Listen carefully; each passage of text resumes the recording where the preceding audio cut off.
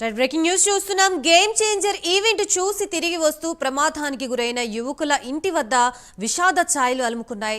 Kakinada rural గైకలపాడులో మృతుల నివాసాల వద్ద రోదనలు మిన్నంటున్నాయి. తాము వద్దన్న మాట వినకుండా ఈవెంట్కి వెళ్లారంటూ ఆవేదన వ్యక్తం చేస్తున్నారు.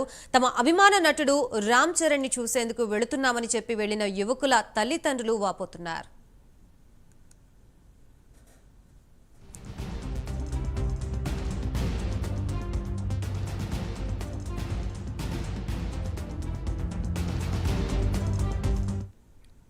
ఇదే అంశానికి సంబంధించి మనకి పూర్తి సమాచారం అందించడానికి మా ప్రతినిధి కామేశ్వరరావు సిద్ధంగా ఉన్నారు. కామేశ్వరరావు,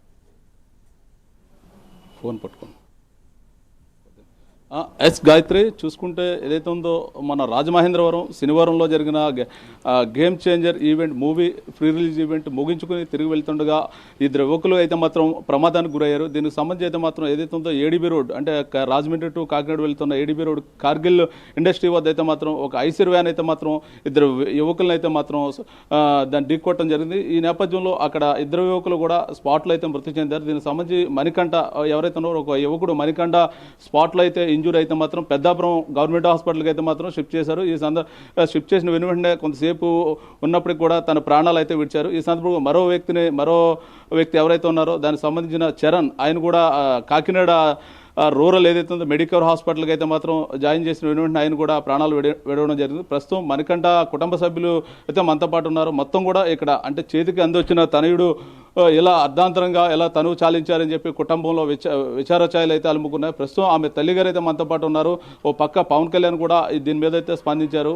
అంటే మేము చెప్పాం ముందుగా ఏ విధంగా ఎంత సేఫ్గా వచ్చారో అంతే సేఫ్గా ఇంటికి వెళ్ళాలని ప్రతి ఒక్కరికి అయితే విజ్ఞప్తి చేస్తాం. అయినప్పటికీ కూడా అనుకోని సంఘటన జరగడం వల్ల మణికంఠ అంటే చరణ్ మృతి చెందడం చాలా బాధాకరంగా అనిపించింది. వీళ్ళని కూడా మా పార్టీ తరఫున అదేవిధంగా ప్రభుత్వం తరఫున కూడా మేము ఆదుకుంటామని చెప్పి పవన్ కళ్యాణ్ అయితే మాత్రం ఒక హామీని అయితే ఇచ్చారు. ప్రస్తుతం మనతో పాటు మణికంఠ నివాసంలో అయితే మాత్రం ఉన్నాం. మణికంఠ కుటుంబం మొత్తం కూడా రోధిస్తున్న పరిస్థితి అయితే మనకు కనపడుతుంది. మణికంఠ తల్లిగారు అయితే మాత్రం మనతో పాటు ఉన్నారు. అమ్మ, చెప్పండి, మీ అబ్బాయి అంటే రామ్ చరణ్ అభిమానంతో మీరు అభిమానంతో వెళ్ళాడు బాబు. ఆఫీసు శనివారం సెలవు బాబు. 3 గంటలకు టిక్కెట్లు అందినాయి బాబు. అమ్మ రాజమండ్రి మీటింగ్కి వెళ్తాను, రామ్ చరణ్ మీటింగ్, పవన్ కళ్యాణ్ మీటింగ్ అన్నాడు బాబు. వెళ్తే వెళ్ళి బాబు అన్నాను. టిక్కెట్లు ఇచ్చి వెళ్ళిపోయారు బాబు 3 గంటలకే. 5 గంటలు 5:30కి బయలుదేరి వెళ్ళారు బాబు. 4 ఫ్రెండ్స్నోయ్ నాకు టిక్కెట్లు ఎట్టుకుని వెళ్ళారు బాబు. అందులో ఇద్దరు వెళ్ళిపోయారు బాబు. వచ్చేటప్పుడు ప్యానాలతో రాలేదు నా కొడుకులోయ్. వెళ్ళేటప్పుడు ఒకటే చెప్పాడు బాబోయ్, అమ్మ నీ మీటింగ్కి వెళ్ళి వస్తాను, 10:30కల్లా వచ్చేస్తాను, వంట చేసి ఉండొచ్చమ్మా, అక్కడ దారిలో తిన్నాడు కొడుకోయ్. నా కొడుకు వచ్చేటప్పటికి మధ్యలో మాయమైపోయాడు కొడుకోయ్. నా కొడుకు సాఫ్ట్వేర్ ఇంజనీర్ బీటెక్ కూడా చదువుతున్నాడు ఆయనోయ్. 2 పోయినాయి బాబు. 2 మీటింగ్ చేసుకొచ్చాడు బాబు నా కొడుకు. ఇవన్నీ ఎక్కడ పెట్టాడో రోడ్డు మధ్యలో ప్రమాదంలో చచ్చిపోయాడు లారీ గుద్దేసి బాబోయ్. 2 కొడుకులునో చరణోయ్. నా పొండు మణికంఠ. నాకైతే మా వాళ్ళందరికీ సంతకాడు 9:30కే తెలిసిందంట బాబు. నా తల్లిని నేను కన్నదానికి నాకు చెప్పలేదు, గుండె ఆగిపోతుంది. నిన్న 11 గంటలకు నాకు చెప్పారు బాబు. చుట్టాలు అందరూ వచ్చాక తెలిసింది బాబు. అప్పటి వరకు నీ కొడుకు బతికే ఉన్నాడు అని చెప్పారు బాబు. నేను తెల్లవారులు ఫోన్ చేస్తానని నా కొడుకు ఫోన్ ఎత్తలేదు బాబు. ఇంకా వస్తాడని దారిలో చూస్తా ఉన్నానే. ఏ రోజు నీ చూస్తా ఉన్నాను దారిలో వస్తాడు తెల్లారి వరకు. రోజు 4ంటికి 3ంటికి 2ంటికి 12ంటికి 9ంటికి ఫోన్ చేస్తాను అన్నాడే. 9:30కే పోయాను పోయిందంట బాబు కొడుకు.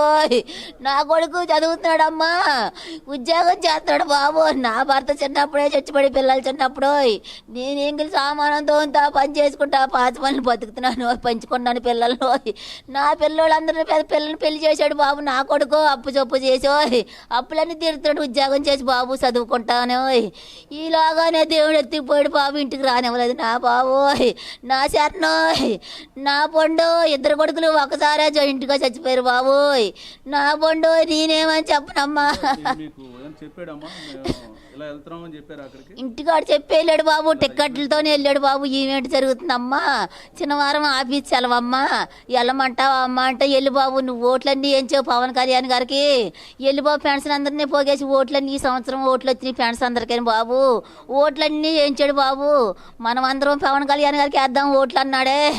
అందరినీ దగ్గరుండి ఓట్లు ఏం చేశాడు బాబు.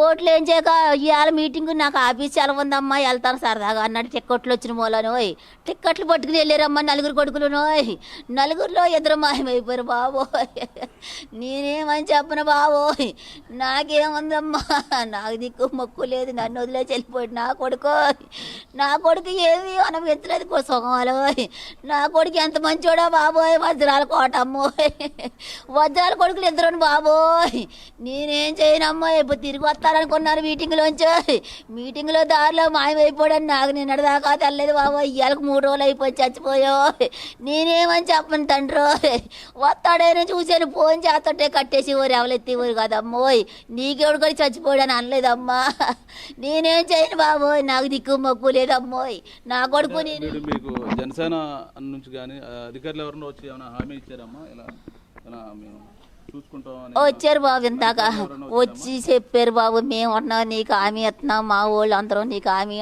అండగా ఉంటాం అని చెప్పారు బాబు ఎంతమంది అండకుండా నా కొడుకుని తీసుకెళ్ళారా అమ్మ నా వజ్రాల కోట ప్రపంచం మీద లేడు బాబు అంత మంచి కొడుకు అమ్మ ఏ అలవాట్లు లేని కొడుకు బాబు నేను ఎక్కడి నుంచి కొని తెచ్చుకోనమ్మా కోట్లు ఎట్టుకుంటున్నారు రాడు బాబు అంత అందగాడు అంత మంచి బుద్ధి అంత మంచోడమ్మోయ్ ఎంతమంది ఫ్రెండ్సో బాబు నిన్న రోడ్లు అట్టలేదు నా కొడుకు చూడడానికి వచ్చిన వాళ్ళు నేనేం చేయనమ్మోయ్ నా బాబోయ్ నా కూతురికి మొక్కు లేదు నానోయ్ నేను ఎవరికి చెప్పుకొని తండ్రి వస్తావే అనుకున్నాను కానీ చచ్చిపోతావు అనుకున్నానా దారిలో నా బాబు లారీ గుద్దే చచ్చిపోతావా బాబు సడన్గా చచ్చిపోయావా ప్రాణం ఉంటే బతికించుకుందని బాబు నేను మంచం మీద వేసుకుని ఏ ప్రాణం లేదు ఇద్దరు కొడుకులు ఒకలాగా చచ్చిపోయారు నా చరణోయ్ నా పొండు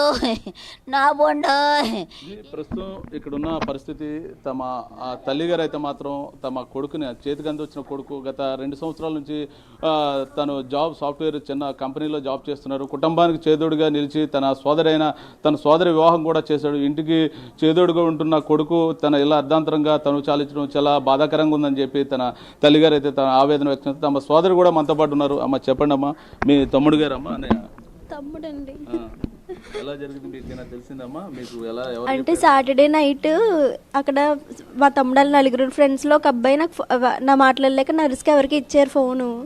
ఇలా సీరియస్గా ఉందండి మనకి చరణ్కి త్వరగా రండి అని చెప్పారు. తర్వాత నేను మళ్ళీ ఎక్కడో అని వాళ్ళకి ఫోన్ చేశాను. ఇంకా ఆ ఫ్రెండ్ అయితే అక్క వీళ్ళిద్దరికి సరే సీరియస్గా ఉంది త్వరగా రండి అని చెప్పాడు.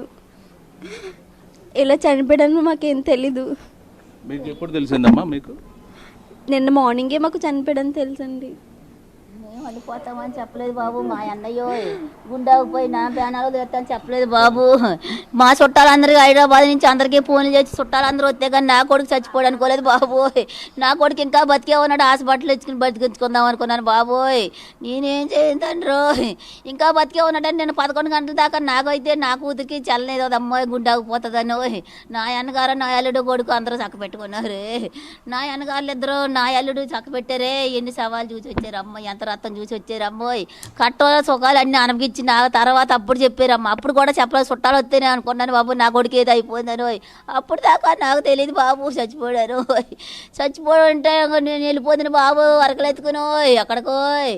నాకు 11 గంటల దాకా చెప్పలేదు అమ్మాయి, చుట్టాలు వస్తే కానీ తెల్లలేదే. నా కొడుకు బతుకున్నాడు అనుకున్నానా. ఏం చేయను కొడుకా, నా వజ్రాల కొడుకా. ప్రస్తుతం మనతో పాటు ఇక్కడ కుటుంబంలో విచారం అయితే అలుముకుందని చెప్పొచ్చు. దీంతోపాటు మనతో పాటు మణికంఠ వాళ్ళ మేనత్త గారు ఉన్నారు. అసలు ఈ సంఘటన ఎలా జరిగింది, అసలు వాళ్ళకి ఎవరు చెప్పండి అమ్మా? నాకు తెలియదండి. మా కోళ్ళు వేసి అత్త మేనత్తన అవుతానండి. మేనత్తనండి. మా అన్నయ్య కొడుకే అండి మణికంఠ. తమ్ముడికి యాక్సిడెంట్ అయిందంట, తమ్ముడికి ఏదో అయిపోయిందంట అని లెక్కపట్టిందండి పడుకున్నదాన్ని. అదేంటే మణికంఠ అక్కడికి వెళ్ళాడు అంటే రామ్ చరణ్ మీటింగ్కి వెళ్ళాడు అన్నాను. ఈ లోపల మా అబ్బాయిని మా ఆయన గారు ఇద్దరు కలిసి ఏమవదమ్మా చిన్నది అబ్బాయి ఏమవదని వెళ్ళారండి. ఇంకంతే అండి నాకు తెలుసండి. చాలా మంచివాడమ్మా, చాలా ఏ అలవాట్లు లేవు. నా మేనల్లుడు చాలా మంచివాడు. కుటుంబాన్ని చేదోడు గట్టాడు. అమ్మకి ప్రాణమండి. వాళ్ళ అమ్మ కూడా అలాగే చూసింది. నిజంగా పిల్లలు ఇద్దరిని ఏ యాతన లేకుండా పెంచింది. ఇద్దరిని కూడా కష్టపడితే తెలియకుండా చదివించి పెంచింది. పనిచేసి వాళ్ళిద్దరిని చాలా బాగా చూసిందండి. నా దగ్గరకు వచ్చి అత్త నాకు మా అక్కని చేసుకోవాలి మీ కొడుకు అని అడిగాడండి నా మేనల్లుడు. చాలా కష్టపడి చదువుకున్నాడు, మంచివాడు, బాగా చదువుకుని కుర్రాడండి. పిల్ల కూడా చాలా మంచిది. అలా అయిపోతాడు అనుకోలేదు. ఎప్పుడు ఏనాడు హెచ్చరికగా కానీ ఒక మాటలు మాట్లాడతాం కానీ హెచ్చరికగా ఉంటాం కానీ అసలు తెలియదు. చాలా మంచి అబ్బాయి అండి మణికంఠ.